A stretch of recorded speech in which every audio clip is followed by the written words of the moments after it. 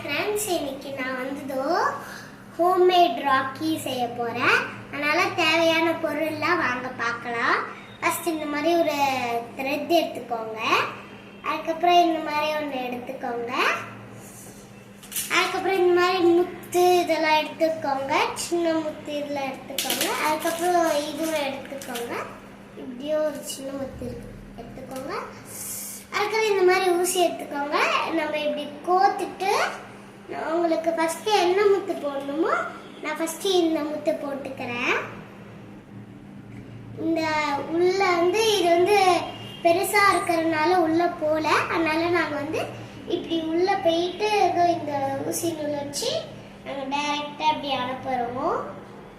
நான் இப்போ எப்படி மேக் பண்ணுறது பாருங்க. இப்போ பார்த்துட்டு நீங்க எப்படி இருக்குன்னு சொல்லுங்க. இப்போ நான் ராக்கி செஞ்சு முடிச்சிட்டேன்.